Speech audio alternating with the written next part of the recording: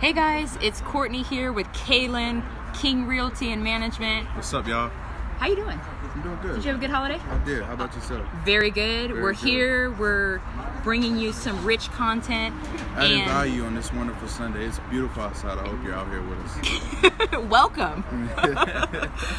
Okay, so last week I posted an article and I said, you know what? I want to sit down with you because I'm representing the Millennials and you're representing Centennials. Or Gen Z. But we're going to skip Gen Z. Centennials. Wait, why are we canceling Gen Z? Well, first off, I never knew a millennial to be a Generation X. So I feel like if Generation X has a name, Gen Z should too. So Centennial is what it is. Okay, there we go. That you can search that up on Google. Centennials are anybody that was born from 1997 up until 2015. There you go. So you've got two generations represented here, and the reason why I wanted to hop on is because the article kind of brought to light something that I never really considered, which I didn't realize when I graduated college, which was in 2007. It was like right before the market crashed, and the article was basically saying that millennials are having a tough time entering into home ownership because partly because we saw our parents struggle with the crash, the Great Recession of 2008, and so I never really considered it until now. So I'll kind of share my experience, and then I want to hear about your experience, and then we'll kind of like put it all together. And I'm trying to get a little bit close because there's somebody behind me and I don't think they want to be on our Facebook Live. Okay, so I graduated college in 2007, and at the time, you know, that the recession was about to hit, my family in Oregon was definitely affected by it. Because my dad was flipping houses and we had like at least 3 properties that were totally renovated, totally complete, and then the bank stopped lending. And so what did that mean? It meant that he couldn't sell these houses and therefore they were foreclosed on, you know? And I think that was a reality that a lot of our millennial parents experienced. And the article was like, that it was saying that negatively impacted us even to today. So what was going on, I guess, in your world in 2007, 2008? Honestly, I'm too young to even remember. You were chilling. I honestly didn't even know about the 2008 real estate crash till about, I would say, maybe my sophomore, junior year. Okay. All of the Great Recession. Yeah. All of that came about. Yeah. But did any of your like family of your friends, were they affected by that you know of? Not that I know of. Okay. Personally. Yeah. So then you're not really jaded by that. I don't think we were a part of the 9 million. Yeah. That you know, the survey was going on. Yeah. Most definitely. I guess I could speak from the Centennials. Okay. Gen Z side. Yeah. You know. Yeah. But this is what I mean, because you guys weren't really aware of it. Now, you know, you guys are young adults, right? And you're graduating college, you're entering into the workforce. You don't have like that scar. No, none of that. Not the upside to what went back down around those years. Yeah. So it's funny, guys. I bought my first investment property in 2011, and that is part of how I got someone else to pay off my student loan debt. Shameless plug, my book comes out next week on January 1st, Millennial versus Machine. I will be, cop it. Go get that. And I will be putting the links in the comments just in case you want to check it out. But I bought my first property in 2011 where the market was still bad. And this was in Dallas, so prices were super low. And I think my perspective on this whole thing is a little bit different because my dad is a real estate broker as well.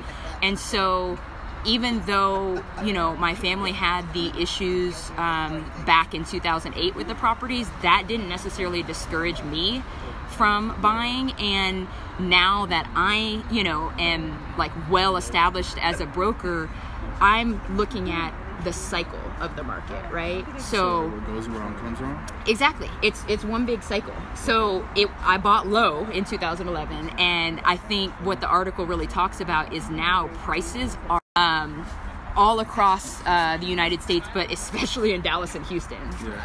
And I think part of the challenges for millennials is, we're established in our careers, but because prices are so high, I think it's motivating people to like, wait, take a pause, because what were you saying? Like, sometimes you would rather spend $1,200 in rent, right? Than actually buying a house and your mortgage coming out to be $1,200 plus. Even now with my fellow graduates coming out of college, what are they thinking about? Obviously not a house, because of the amount of debt that they're coming out with. Yes. I don't think a house is in their peripheral vision and in their route right now. And that's what's crazy about the article. It talks about in 15 years, we as Gen Z will be hitting our home buying peak around that time. Between 34 to 40. And it's very accurate because I agree. Just coming out of college and whatnot. So. Well, it's interesting too, though. It's like, okay, if the real estate market operates in cycles and we are towards the peak, I'm not going to say necessarily that we're at the peak. A great recession is coming again. A lot of people are throwing that around, right? But here's the deal. See, again, my perspective is a little bit different because the recession impacts Texas a little bit different than it impacts all the rest of the United States, right? Because even the houses that my family owned during that time, they decreased in value a little bit, but it wasn't as drastic as the homes that we owned in Oregon. You know what I mean? Yeah. So my challenge is this. They're saying that Gen Zers are going to buy in 15 years. Well, in 15 years, that cycle may be at the peak again. You know what I mean? That makes sense because, prices are skyrocketing today. Exactly. They're just getting out of college. But then I guess that's when it goes back to the 15 years because in 15 years that you should be, if not done or coming towards the end of paying all your debt. And at that point, you'll be looking into it, owning something rather than renting, because all those years you look hindsight, you're like, okay, I just paid maybe 30,000-40,000 in rent. Now it's time that I put this money elsewhere up for something that I can potentially own within the next 15-30 years. It's true. Pass down as an asset when I'm not here. So it may be, like I said, my perspective is a little bit different, and I'm like I'm not taking no for an answer kind of girl. I hear it. So even even now, I think sometimes these articles kind of further discourage people in my generation I think there are some things that are accurate, but even now you can still buy a house as a millennial that's nice. You can still buy investment properties that are going to generate cash flow even right now. And I think it's about knowing the right professionals, having the right contacts so that you can capitalize on these opportunities, right? Like the last rental property that I bought was in August, right? Even in a high market, I was still able to buy a good property that's cash flowing every month. So I guess in summary of all of this stuff is both of our generations have had different experiences which dictate how we view real estate, how we view investing, how we view home ownership, right? I don't think one is right or wrong, but I think it's different. But my thing is this, whether you're a Generation Zer or a millennial, like, ask the questions, right? I think sometimes we always assume, oh, there's no way I can buy a property. There's no way I can be a homeowner right now. I'm too young. I'm too old. I'm broke. I'm this.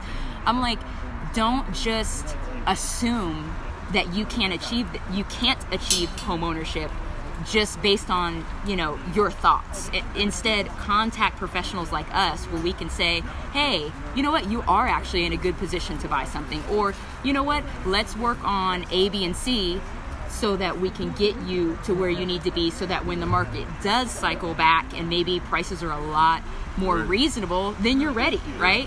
So whether you are a Generation Zer or a millennial, you have people Like, I definitely want to add that. You know, reading this article, it made me kind of scale back my approach to getting my fellow Centennials into houses, being that buying houses. Buying houses. Okay.